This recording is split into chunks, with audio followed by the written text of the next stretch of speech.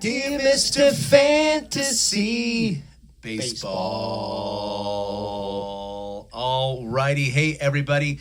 My goodness, my name is Keith, and this is Peter. We are here. This is episode number, what, 7? 6, 7? I think it's 7. I think it's 7. Wow, that's impressive. Dear Mr. Fantasy Baseball. By the way, I heard you were outed. I was outed. By who? No. Did my wife find out? Maybe. Oh, she hasn't said anything. Wow. Okay. Oh, okay. Wow, nice. it must have been like real high on the. It was coming. It's like whatever. It was coming down the pike. I'm sure. Our wives hung out together, and what do you know? Oh yeah. So, anyways, great to see all of you. I'm excited for today. This is our topic for today: is never again. Never again. Never again, baby. Yep. It's going to be awesome. So here's the deal. I got a little story to tell you guys. It's actually a cautionary tale. I really hope all of you heed my warning. I'm going to try to keep it quick and concise. But the idea was we had a plumbing issue at my house. So I live with 3 girls, myself, my 2 daughters, my wife, lots of hair, and lots of other things that probably should not be going down the toilet. In an older house. 70-year-old house. Yeah. So there you go. So anyways... By the way, I introduced him to Liquid Plumber. I mean, he's been having this for a while, and like he was calling a plumber out if the thing was backing up. Like, try this Liquid Plumber, and it did change your life. It did help out quite a bit. I've been able to get kind of localized clogs out, so that's always helpful. My uncle Scotty's really good about coming over and like he can help me get the hair out of the drains and things like that. So, anyways, we're at basically a situation on Saturday where things are starting to back up. I'm like, I could probably figure this out, but it gets past me because I've done all I can. I'm like, this isn't working. So I have to call the plumber, who you have referred to me, and he's great. $100, cleans us out, awesome. And he's there like in 20 minutes. Yeah, I mean, it's incredible. He's getting older though, so it's a little bit, he's not as willing to do all the heavy work, but for the most part, he's great. So he's there doing everything he can do, nothing, and I'm like, oh boy. So now we're okay. So and by the way, we were at DEFCON 1. Is that War Games, right? War Yes, Games. very DEFCON 1. Yes, it is. Then we're slowly getting to DEFCON 2, and now it's DEFCON 3. Because here's the problem: school starts on Monday morning, and it's Saturday, and my wife teaches, and my daughters are going their first day of school. So the idea of not having a bathroom was not like exciting to them. So my plumber basically says, hey, look, we got to find the main line. And so I'm like, okay. We're like going around. He says the main line usually runs to the front. Well, I check with all my neighbors. They say, no, it runs to the back. So I'm like, okay. So I'm needing like a little bit more time to find it. He goes, I come back. I'm like digging in the front yard. It's like nothing. I'm finding nothing. Eventually I get underneath the crawl space. I find what I think to be the main. I'm like, yes. So the next morning is Sunday, and we're still at DEFCON 3 just because I know ultimately I can call a company and they'll come out even on a Sunday. We'll have to pay through the nose, but the problem would get solved, more than likely. So I'm trying to look around, do some stuff myself, call Art, the plumber, and it's like, he's like, no, he's not going underneath the house. I'm like, I get it. He has his limits. I'm like, whatever. He goes, you gotta call somebody. So I call somebody. I call someone that my uncle had used previously. They're gonna do this what's called a vent clean out, where because you don't have a main, you don't have like a mainline clean out where they can access the pipe. Supposedly. Long story short, these guys go do it. Doesn't work. And so I'm like DEFCON 4 now. And I'm like, oh boy. My wife's like already at 5, but I'm at 4 because I've still got a little bit of wiggle room. So I'm like, okay. They go out, manager comes. Long story short, their proposal, $17,000. $17,000, basically a cheap car, a used car. Actually, that'd be an expensive car for me. 17 grand. So I'm like, it was funny. I had my brother-in-law and the plumber on the lines, and they're listening to the sales pitch by these guys, and they go, hey, we realize it's a lot. You want us to give us a moment. Would you like a moment to talk about it? I'm like, yeah. And they go outside. I go, okay, hey, guys, what do you think? Like in stereo, no. They're like, no. So I'm like, what's my wife saying? Yes. Let's go for it. Just, yeah. My wife's like, yeah, no problem. 17 grand, write a check right now. Yeah. So I'm like, so I need some time. So what I do is I get her a hotel room. We have a nice hotel right by our house. Great. Get her all set up. She's excited. The next morning, I line up 3 more companies. Meanwhile, you're going to the bathroom at the park. Oh yeah, I'm like using the porta potty at the park. Yeah. And so next thing you know, I line up 3 companies for the next day. First one shows up in the morning, and I'm like, I got to take my daughter to school. See if you could do better than 17 grand. Yeah, I'm just like hoping for 15 grand, maybe. Yeah. Maybe even 10. I'm like, ooh, who knows? I leave them. I'm like, hey guys, this situation. Here you go. I got to go. Bye. See ya. I'm thinking they're gonna literally just check it out and leave, and then email me like what they think they need, how much it'll cost. I come back, they're still there. I'm like, oh, this could be really good or really bad. I don't know. So I go around the corner. I go back around. I come back around the far corner. I look, and I go, oh, hey guys, and they're like, you're good. I'm like, what do you mean I'm good? They're like, you're all cleaned out. I'm like, oh. Okay. How much is that going to run me? They're like $300. I'm like literally almost like tears rolling down my eyes. Yeah, It's you like, would have hugged the guy. anyways, I know I should have. They were great too. I called their company. Was like, going on and on. But the point being is this: as much as, and this thing, they had us over a barrel. I mean, they knew it. Yes. And it was just one of those things where, thankfully, I had the day off. Thankfully, we could have figured it out too. My wife was not being like, I mean, I love you, babe. But she was obviously like Desperate situation. yeah, Sunday. Yeah, and she's got She's got to be there first day on Monday. So, anyways, thank goodness it all worked out. The So, takeaway is get a second opinion. Don't ever. $17,300. I mean, unbelievable. I told my wife that story, and she's like, "Did he call the Better Business Bureau?" And I'm like, I mean, yeah, that's so lame. At least you could do a little thing on the thing, where you, what is it, the Yelp or whatever. Oh, and say, sure, like, yeah. I didn't want to be negative. Get a towards them. second opinion. Thing with those types of companies, they're all owned by the same people. Yeah. It's like it's. I don't want to say it's a scam, but it's they're definitely looking to make money, if you know what I mean. So yeah, they have you over a barrel. yeah, I mean, and they had us completely over barrel. Same thing. Anyways. I'm in the middle of this guy. AC thing. Same thing. So I had time. Has been super hot. So I've gotten about 7 or 8 quotes on AC. Oh yeah. So yeah, I was able to go from get it $5,000, you did good work, buddy. You did- $6,000 cheaper than due diligence so, there. Yeah, but and it gets hot where we live, so there you go. Well, Pete, what's up with you, buddy? Sorry to do the long story. no, but, that's all right. I always got to come up with something personal and funny. Sure, good. yeah. Season's going well. We're wrapping it up about 3.5 weeks. I got a little over a 500-point lead on you. Actually, someone took over. Yeah. but you'll finish. I'm thinking I'm going to be in second place when it's all said and done. This is very rare, by the way. No one ever in our type of league, no one ever runs away with it. And I think I've been ahead since May. So and it's been increasingly larger. So yeah, which is actually, I gotta say, almost better because it's like you don't have to stress about it. I guess for me, I'm still stressing because it's like course. it's not done until it's done. Last year, I lost it on the last day. Unbelievable. I didn't have a huge lead, but Unbelievable. It's brutal. But it's been good. And you're winning the trade. We made a trade. Yeah, I definitely. Rodon's been good for you. He had a nice little start yesterday. Yep. Yeah, so. It's we did Rodon for Donovan. I mean Donovan from the Cardinals. Cardinals, yeah. I needed an outfielder. Yeah, is it Landon I was Donovan? desperate. No. Oh, that's a soccer player. No, you're thinking of the Colorado Rocky guy. Gotcha. No, mine is Brendan Donovan. Okay, Brandon Donovan. There you go.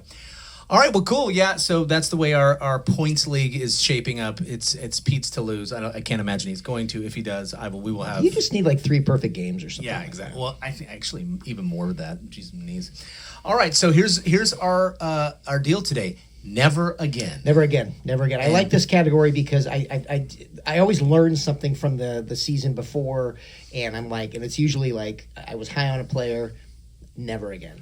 So just something to apply to next year. Absolutely. Your takeaways. Okay, cool. Yep. So, Yep. all right, what would you like to I will How start. about So you this start? one's easy for me. I had a pretty good draft. I waited on starting pitcher, got Tariq Skubal as my number 1 pitcher. He In what round again? In like the 4th, 3rd, early. I think 3rd, actually. He's my 3rd pick. So, so I needed a good second pitcher. And by then it was starting to get depleted. So I'm like, second pitcher. So there were 2 names I was thinking about, both first name Chris. Well, I took the wrong Chris. I went with Chris Bassett, and what I did was I got too caught up in the rankings, and Chris Bassett was ranked higher than Sale. I really wanted Chris Sale, but I didn't want him as my second pitcher. And of course, now we look at it, he's in contention for the Cy Young. So my never again is to not take Chris Bassett again, because he's just been super frustrating this year. It's either he'll go against a bad team and get you 5 points, and then he'll go pitch against the Red Sox and get you 20. So you just never know who you're going to get. Very much like Jose Barrios, very same thing. It's just like very Jekyll Hyde. You never know what you're going to get with that guy. Had I taken Chris Sale there, and again, I wanted Sale with my maybe fourth pitcher. I thought the guy, he took it right after me. Your brother-in-law took him right after, and I'm like, that's too early. He's great, but he's, nobody thought he'd be this good. So, never again on Chris Bassett, and never again am I going to be fooled by rankings. Like, if there's a guy you want, go for it. Oh, really? Okay. Although, again, brother-in-law got fooled by Wyatt Langford and some of the young Ranger guys, and so he reached for those guys, and it did not work out for it. He reached for Chris Sale. It did work out for him. What place is he in? He's crept up to 8. Oh, he's been in 10 for a long time. But our last place is quit. Yeah, that's true. And then second to last, what? I don't even know. Yeah, it's like... Yeah. Anyways. So anyway, never again Chris Bassett. I mean, I liked him, but I can't keep drafting Jekyll Hyde players, and he is a Jekyll Hyde guy. You just never know what you're going to get. Also a little older than you realize, too. A little older, absolutely. Yeah. No, I knew that. But although, I'm not having a renaissance this year, but Charlie Morton, he's old. He's awesome. Careful. On a good team. He's had some bad starts, too. He's had some bad starts, but, for the most, not bad, though, considering. Really? You haven't been... You had him, right? Or you picked him up? I have him, yeah. And you haven't been frustrated by him? I've been able to pick and choose and spot start him, and he's been... I've just seen him... He has more strikeouts than innings still. That's pretty good at his age, yeah. Yeah. But, I got to tell. I've seen a couple 4 innings. Yeah, 7 he has his runs. moments, but I usually what I try to do is if he has a bad outing, start him the next time, especially against like today's going against the Rockies. It's like, of course, it's like, geez, I'd start you against the Rockies. Okay, so my first never again is, and this came to me. I'm doing actually more of like a category. I'm never drafting a catcher again. And in our league, we have to draft catchers at least once, so you're like your last pick, basically. I'm never doing it. I can't. Last year, I tried to have this little cute little. I drafted Sean Murphy with the 8th pick. Yeah, that's not a bad. He was unownable. It was terrible. But last year he was good for you. No. He was your best player. He was your best player to start. For a first 3 weeks, but then I dropped him. He was terrible. So. Well, then that's what you do. So I have to disagree with you here. I would draft one, because if you don't play a catcher, there's no way you're going to be good enough. No, because we can play 2 utilities. No, you're going to. I'm telling you, I'm proof positive. You look at my lineup. Haven't had a catcher all year, and I'm going to have. You haven't played a catcher all year. Nope. No. But I still think there are playable catchers. There's a catcher there that's getting 2.5, hitting. Well, Contreras is about it. Somebody like Ryan Jeffers, for Minnesota, he's probably 2.3, but that's better than a lot of 1.9 guys. Okay. He's let's see. Jeffers is. I'll tell you right now. I'll tell you right now. Oh wait, these are all the available guys. He's 2.3. So that's serviceable. Serviceable, but are you taking at bats away from someone else? Is my point. It's like not really. When a lot of the outfielders average 2.1 or 2.0, I will give you that. Yes, they are definitely. If you can get someone like, for instance, obviously Contreras, obviously look at Salvador Perez.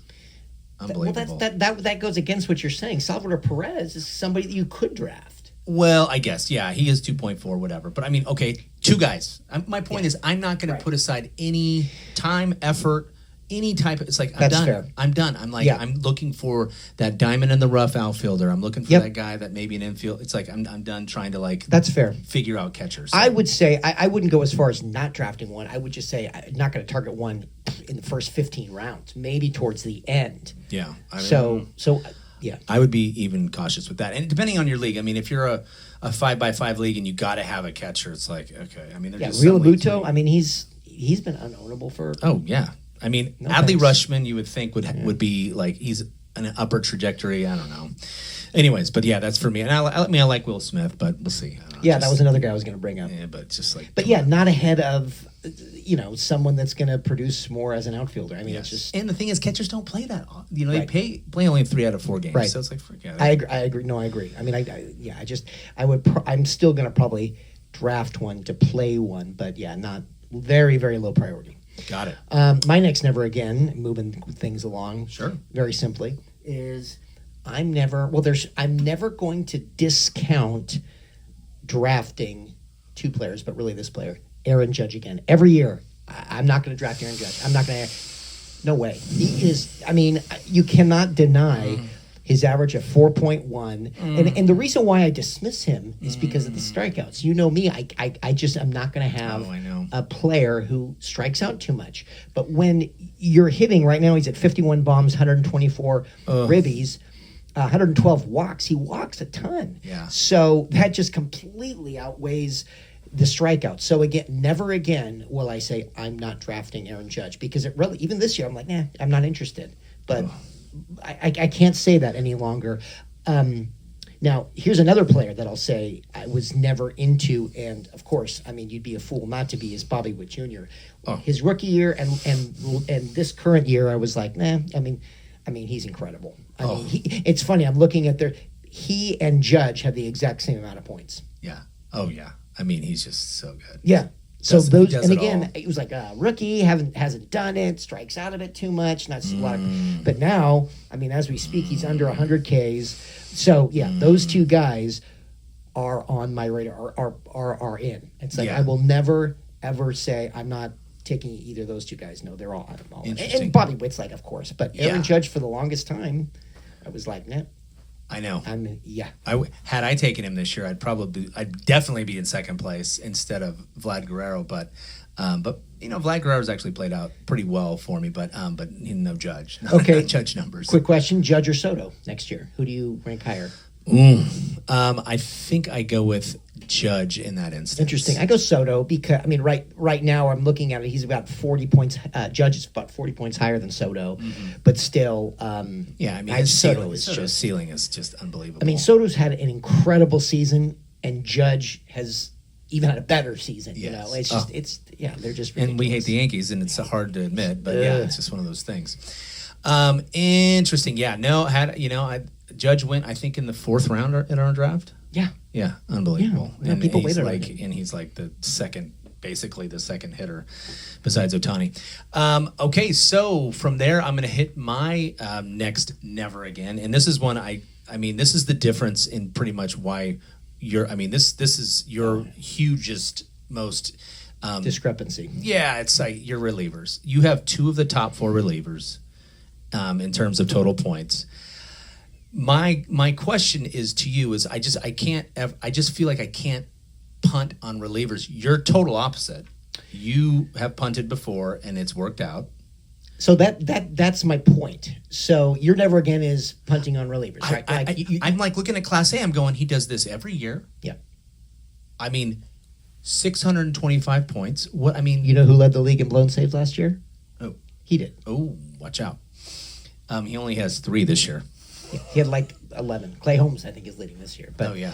But no, What is- he didn't yeah. have. I think he had, 8 or 9. But so my point with closers is it's a total crapshoot. You just never know what you're going to get. You're Yeah. thinking like, oh, it's like so Ryan Helsley he mentioned I had 2 of the 4 closers. Ryan Helsley, I got in the mid rounds. It's like, okay, he'd never saved more than 25 games. But he He's was just- all signs were pointing to him all becoming. signs, but you never know. All You signs. never know. Edwin Diaz was supposed to have a great year. He was Munoz drafted- was supposed to have a great Munoz. year. I mean, so to me, that's just pure luck. It's you say like one of those 3 guys like Clase. I mean, I didn't want to touch him because he blew too many games last year, so I wasn't Interesting. interested in something like in him.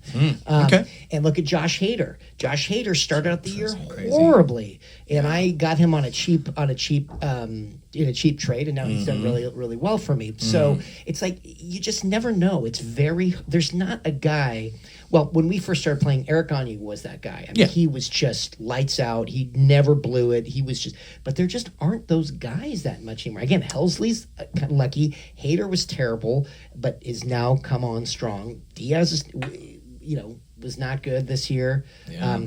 So it's just relievers are difficult to find. So it is just a luck of the draw. So you would honestly. not recommend to a person if Class A's, let's say you got the 7th pick, and in the second round at 14, and Class A's sitting there, would you take him? No, I'd rather take my chances and see if I can strike with a Helsley a few rounds later. Absolutely. Okay. So I mean, Class A's now that he's done it twice in a row, 2 years in a row. It's true. So maybe he is a sure thing, but again, he's super close to having an Edwin Diaz. I know. You know Well, what and I I mean? mean, look at Or Seawald. K-Rod, going back even further. K-Rod, it's just, or Seawald. Yeah, I mean, he's Seawald not in the even- World Series was incredible.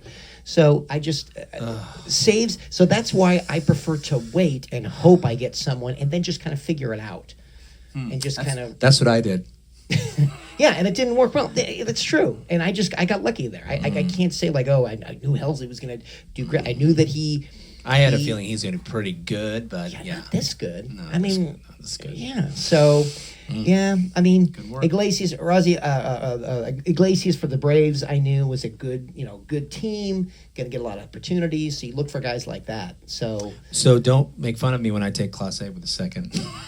Next year with my second pick. again, it worked out for me 20 years ago with Gagne, but Yeah. Class A is not Gagne. So I don't know.